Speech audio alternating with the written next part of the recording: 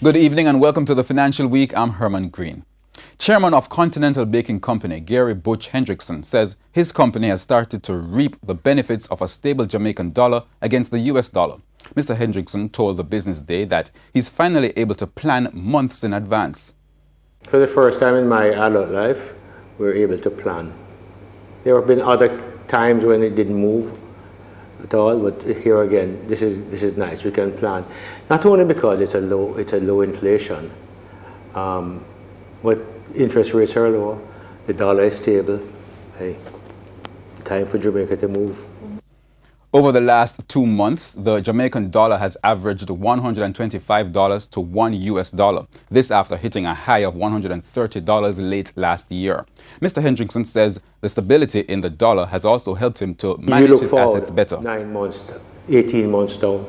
If you order a piece of equipment, or specialist equipment for this plant, because a new mixer, for example, is not on the shelf. Nobody keeps a mixer our size on the shelf. That's 8 months down.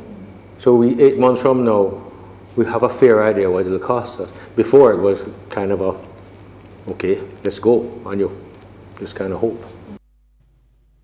Meanwhile, currency trading ended today with the US dollar selling for $127.03. The Canadian dollar went for $98.89. The pound sterling sold for $169.85, while the euro went for $149.51.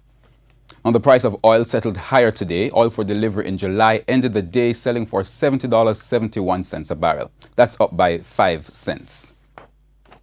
The JSE index lost over 2,000 points today to close at more than 294,000 points. The junior index also lost 25 points. Among the winners today were Jamaica Broilers, Knutsford Express Services, Lasco Manufacturing, Jamaican Teas, Berger Paints, Express Catering, Blue Power Group, and Supreme Ventures. On the losing side were Radio Jamaica, Paramount Trading, Lasco Distributors, ISP Finance Services, Stationery and Office Supplies, Caribbean Cream, and Fossrich. And that's the Financial Week. I'm Herman Green. Good evening.